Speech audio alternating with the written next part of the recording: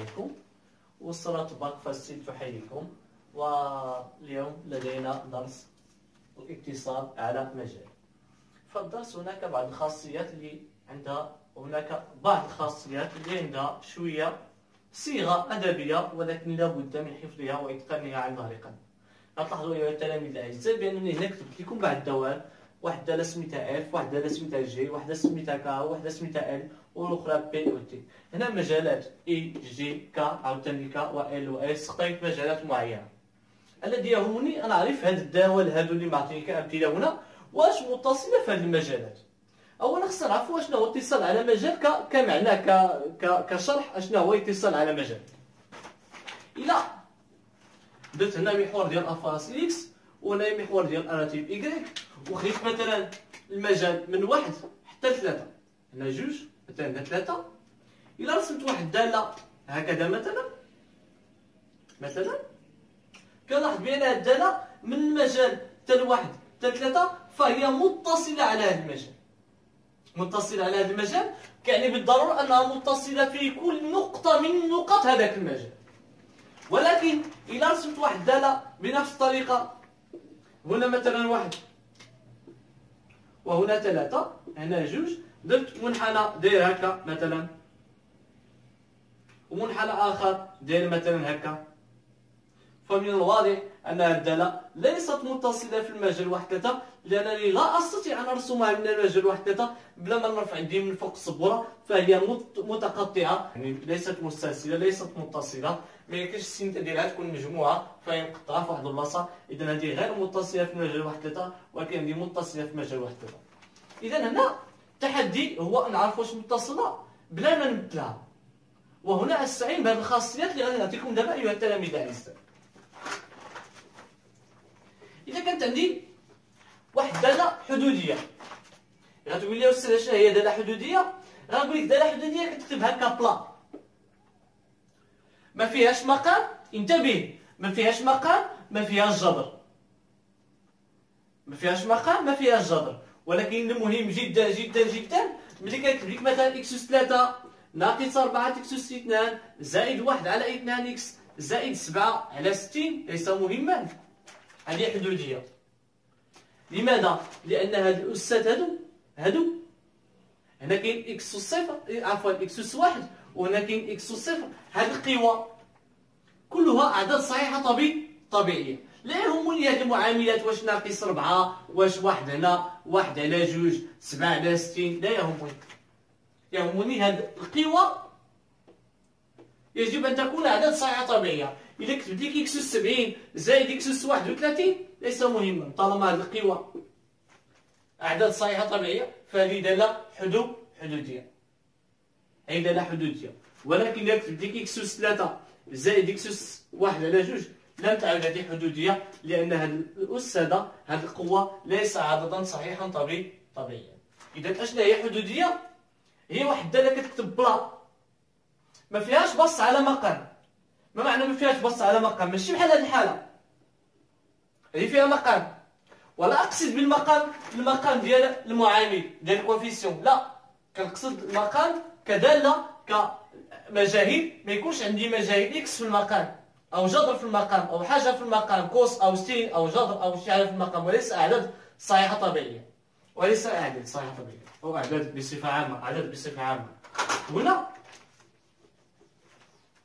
هذه دالة حدودية.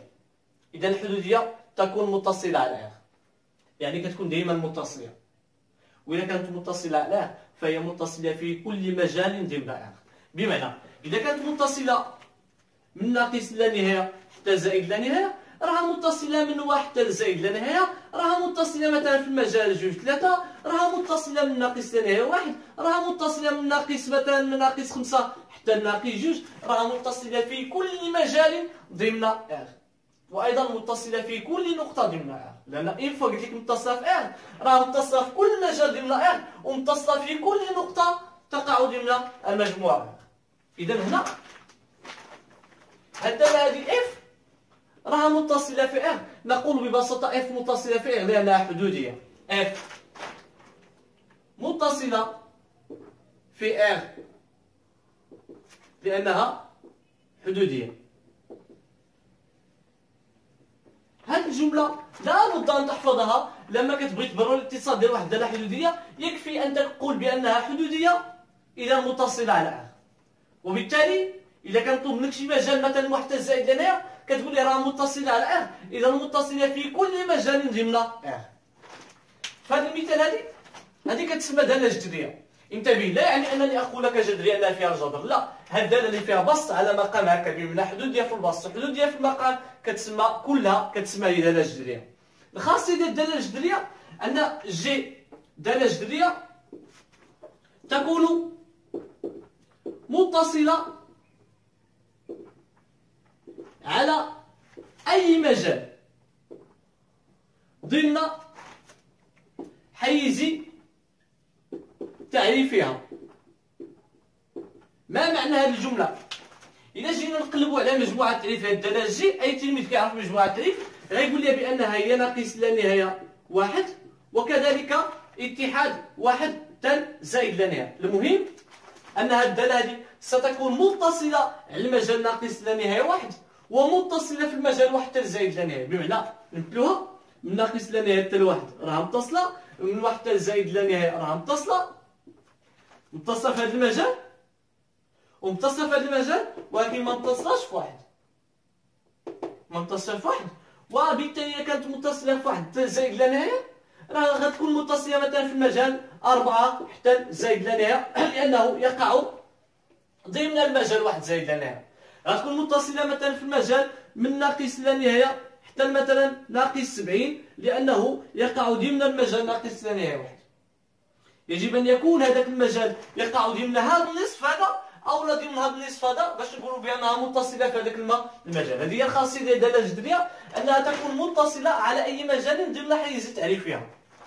إذا فيما يخص السين والكوس فهي دوال متصلة على R. إذا ملي كنقول متصلة على R مجددا معناه أنها تكون متصلة على أي مجال ضمن حيز تعريفها. بالنسبة للطونجونت فهو أيضا من الدوال العددية. يجب أن تعلم يا تلميذ العزيز أنه متصل على R ناقص بي على 2، يعني كنستبدلو بي على 2. ما كاينش الطونجونت تاع بي على 2 هو غير معرف، فبالتالي الدالة ليست معرفة على بي على 2 فهي معرفة على R ناقص بي على 2 بترديد كابي. كنضيفو كابي بحيث ك ينتمي إلى المجموعة زد. بالنسبة للدالة جذر إكس واضح بأنها الدالة متصلة فقط في المجال الموجب اللي هو صفر تل زائد لا نهاية، بمعنى أنها إذا كانت متصلة من صفر تل زائد لا نهاية، إذا كانت متصلة هنايا من صفر حتى زائد لا نهاية اوتوماتيكمون غتكون متصلة في أي مجال ضمن هذا المجال. مثلا غتكون متصلة مثلا في المجال 1 7، وغتكون متصلة مثلا في المجال 7 حتى زائد لا نهاية، وغتكون متصلة في أي مجال يقع ضمن المجال 0 حتى زائد لا نهاية. إذا هذه الخاصيات ديال الاتصال الله يرضي عليكم أيها التلاميذ الأعزاء يجب أن تتقنوهم وتحفظوهم عن ظهر قلب. غادي نحتاجهم إن شاء الله في مبرهنات القيم الوسطية وفي دراسة الدول التي ستلي. فيما يخص الاتصال ديال مركب دالتين فاننا غنخصصوا ليه واحد الفيديو خاص ان شاء الله مع استاذ باق فاسير. نشكركم على انتباهكم ونشكركم على مساندتكم وتعليقاتكم. تابعونا على قنواتنا والسلام عليكم ورحمه الله تعالى وبركاته.